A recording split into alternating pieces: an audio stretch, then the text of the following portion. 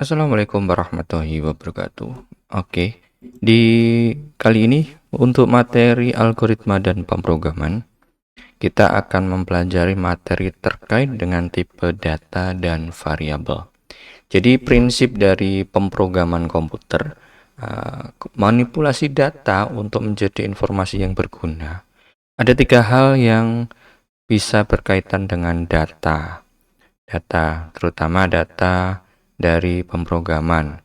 Nah, ada 3 hal yang utama dari pemrograman. Itu ada yang pertama tipe data, yang kedua variabel, dan yang ketiga value atau nilai.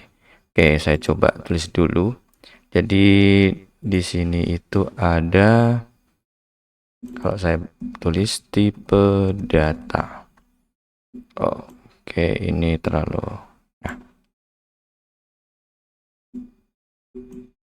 Bentar. Jadi ada tipe data. Kemudian yang kedua itu variabel. Dan yang ketiga itu adalah value atau nilai. Nah, masing-masing dari ketiga hal ini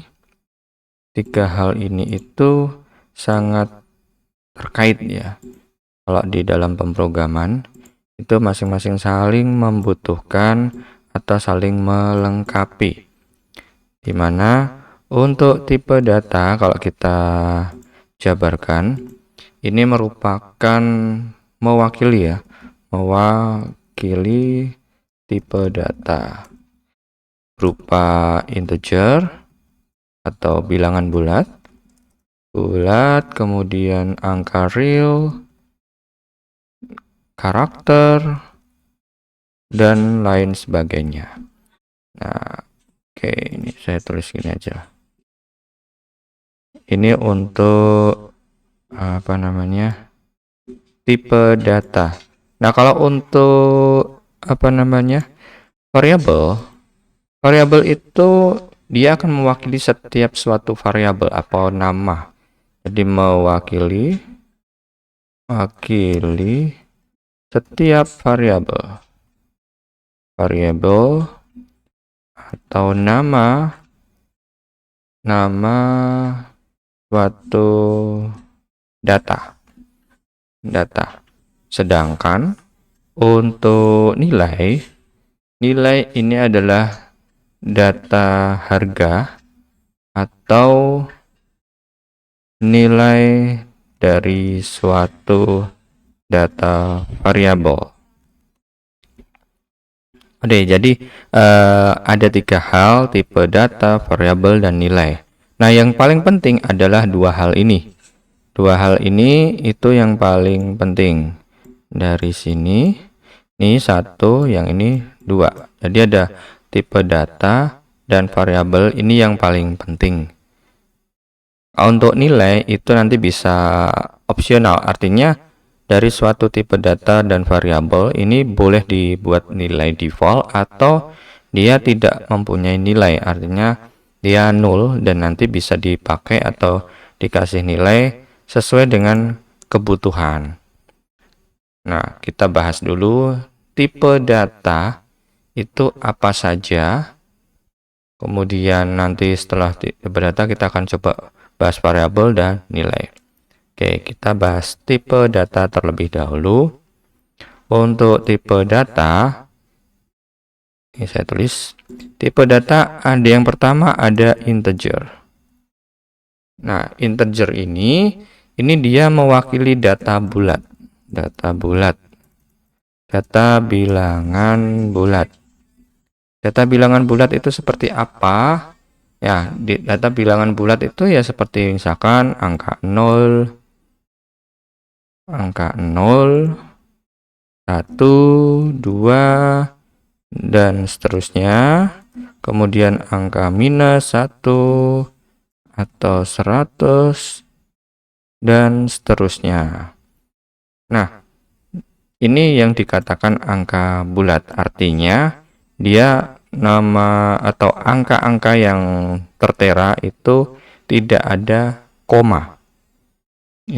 Karena integer tidak mengenal dengan angka koma, artinya bilangan bulat.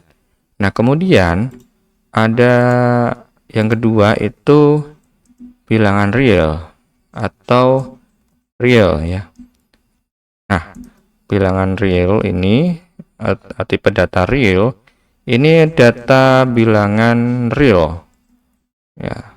Real ini bisa mengatakan atau kalau biasanya dikatakan float. Jadi di float ini dia bisa menulis 0,1 atau 100,2 dan seterusnya. Artinya di sini data real ini, data float itu data yang memiliki nilai koma. Suatu angka data yang memiliki angka koma. Nah, kemudian yang ketiga, tipe data yang ketiga itu ada data char. Nah, ada char, di mana chart ini adalah tipe data karakter. Nah, jadi terdiri hanya satu karakter. Satu karakter itu misalkan saya nulis huruf A. Nah, kemudian saya menulis huruf A kecil atau P atau apalagi 9 itu juga angka. Semua karakter dari huruf dan angka itu bisa dikatakan sebagai karakter. Nah, cuman di sini kalau karakter itu hanya mewakili satu kata atau satu karakter, baik angka maupun kata. Dan ini biasanya untuk menulis di dalam pemrograman itu dikasih tanda petik satu seperti ini. Nah, gini. Ada tanda petik satu itu untuk penulisannya di dalam tabel ASCII. Nah, kemudian ada juga untuk yang keempat adalah string. Nah, di string ini itu bisa kita menulis tipe data yang berupa kalimat. Tipe data kalimat. Kalimat artinya seperti contohnya misalkan aku sedang belajar algoritma. Nah, ini adalah suatu tipe data yang merupakan string karena dia mewakili suatu kalimat. Jadi nanti ketika dalam penulisan tipe data string ini ada tanda petik 2, tanda petik atau tanda kutip 2 di setiap paragrafnya atau setiap kalimatnya. Nah, berbeda dengan karakter itu hanya tanda petik 1, artinya hanya satu karakter. Ini untuk yang kelima yang biasa dipakai itu adalah boolean. Boolean di mana ini tipe data untuk menyatakan benar atau salah. Jadi boolean ini tipe datanya berupa true or false ya. Jadi hanya bisa menyatakan 1 atau 0. Benar 1 atau 0 atau high or low. Jadi ini tipe data. Nah, masing-masing tipe data ini mempunyai kapasitas atau nilai yang diizinkan. Nilai yang diizinkan untuk tipe data, masing-masing tipe data. Jadi di sini kalau misalkan kita pakai yang integer, itu tipe data atau nilai yang diizinkan itu sebanyak 8 bit. Dari 8 sampai misalkan kalau 8 bit ya, 8 bit itu kisaran antara 0 sampai berapa? 255. Oke, nah kalau kemudian untuk data real itu bisa banyak chart atau ini 2 byte ya. Saya tuliskan 2 byte ya. 2 byte. Kemudian kalau yang data real atau float itu untuk nilai yang diperbolehkan, diizinkan itu sekitar 4 byte. Ini saya gini aja karena untuk kapasitas ya, kapasitas dari memori yang nantinya akan dipakai ketika menggunakan tipe data integer itu akan mengambil sebanyak 2 byte. Kemudian untuk real atau float atau double dan lain sebagainya, data-data real ya, itu nanti akan kepakai 4 byte. Untuk chart itu 1 byte. Untuk stringnya, string itu sama 4 byte. 8 byte. Nah, yang terakhir untuk boolean itu juga sama 1 byte. Jadi artinya kalau misalkan kita mau membuat program, itu kita juga perlu memastikan harus menggunakan tipe data apa yang sesuai dalam suatu program kita. Apakah integer, real, yaitu float atau double, dan lain sebagainya. Kemudian ada chart atau string, kemudian yang terakhir adalah boolean. Jadi untuk kategori dari setiap tipe data ini itu ada 2 karakter atau 2 kategori, di mana untuk tipe data yang saya jelaskan di sini itu bisa dipakai atau semuanya itu digunakan oleh tipe dasar dari pemrograman. Tipe dasar. Ini semua adalah tipe dasar. Jadi semua ini itu adalah tipe dasarnya. Mohon maaf. Ini adalah tipe dasar dari tipe data. Tipe dasar. Lalu untuk tipe dasar ini apakah ada tipe lainnya, yaitu tipe bentukan. Kalau tipe bentukan, untuk tipe bentukan ini merupakan kombinasi dasar dari misalkan untuk tipe bentukan itu misalkan tipe data yang dikombinasikan dengan tipe dasar lain. Misalkan tipe data lain itu misalkan kita punya ada lari atau array, kemudian record atau rekaman, kemudian ada string juga ternyata itu ada tipe bentukan dari suatu karakter. Oke, nah jadi seperti itu untuk tipe data. Nah, sekarang kita akan coba bahas terkait dengan variabel, di mana variabel ini adalah mewakili. Kalau variabel, bentar, ini saya tulis dulu. Gimana nih? Kita tarik ke sini. Jadi variabel itu merupakan perwakilan dari penamaan suatu elemen data. Nah, misalkan nama, kemudian kelamin, jenis kelaminnya, tempat lahir,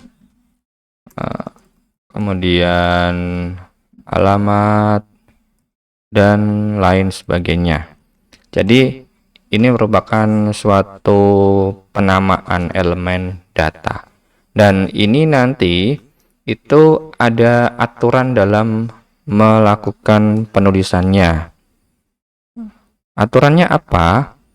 Aturannya itu yang pertama adalah harus kita tulis aturan penulisan variabel. Yang pertama adalah harus dimulai dengan abjad. Tidak boleh angka atau simbol. Nah, kita harus memberikan nama variabel itu tidak boleh menggunakan angka terlebih dahulu, dan ini harus dimulai dari abjad atau huruf. Kemudian yang kedua, tidak boleh ada spasi.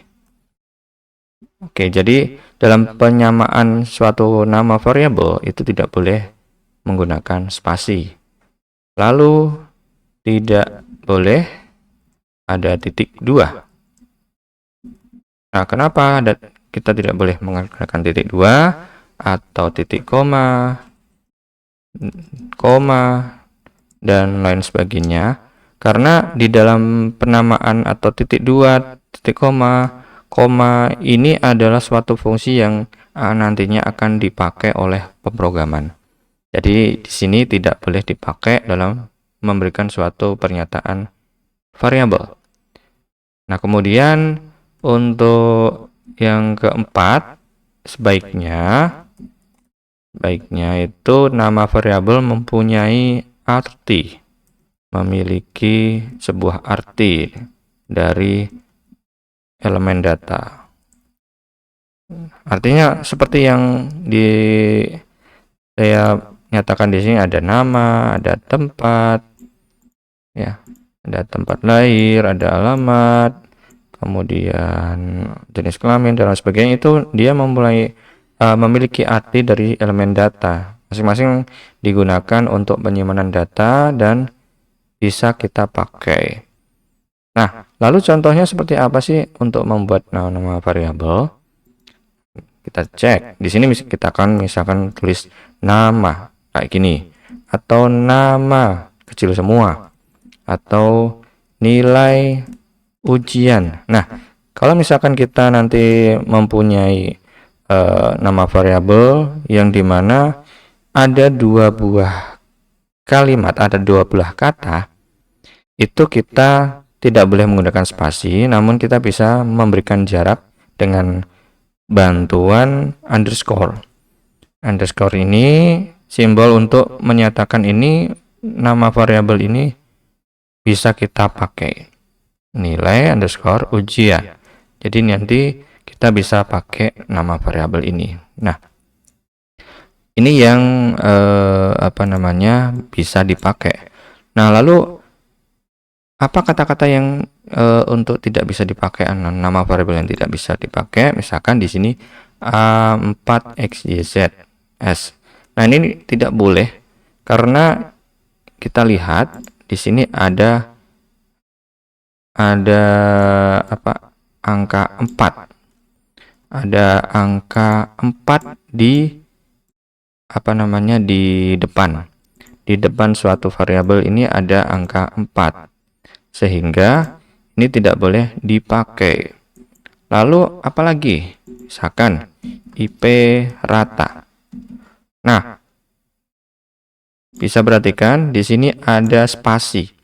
Di spasi ini kita tidak boleh menggunakan seperti ini, ya.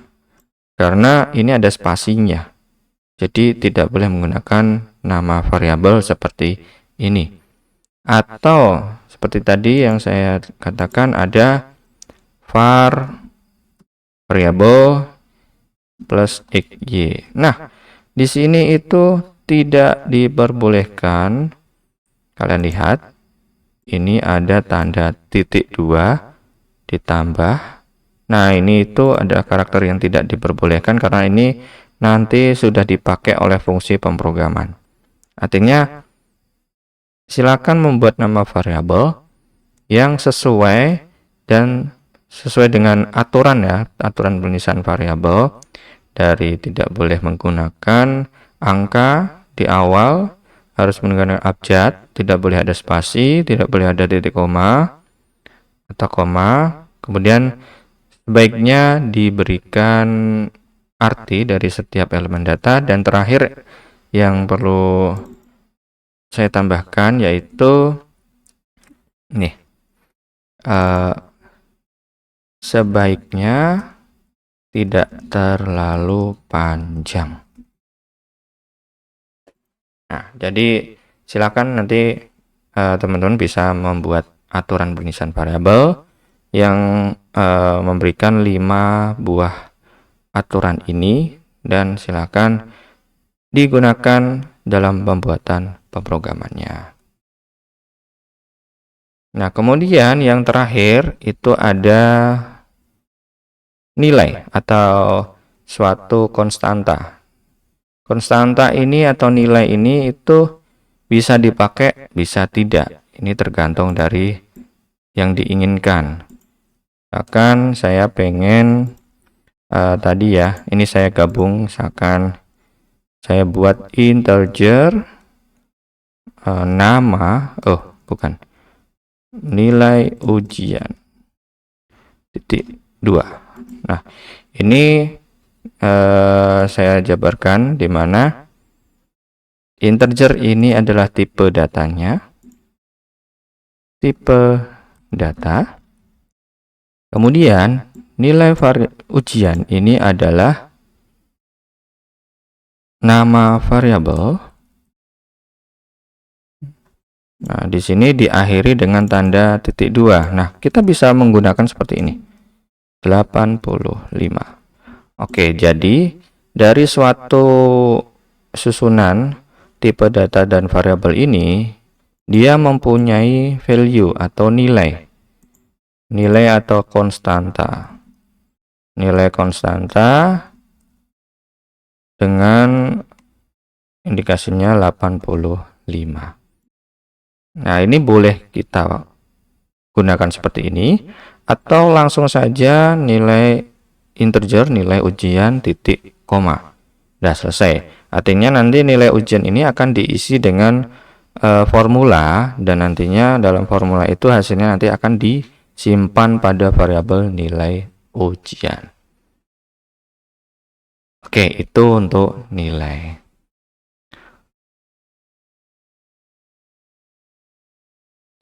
Nah, pemberian nilai ini nantinya bisa dipakai untuk assessment atau pembacaan, bisa kita input nilai atau nanti sebagai output nilai. Oke, seperti itu untuk materi yang bisa saya sampaikan hari ini. Nanti kita akan coba bahas lagi. Lanjutan dari materi ini adalah ekspresi atau operan atau operator. Jadi nanti kita akan membahas terkait dengan operator. Oke, terima kasih.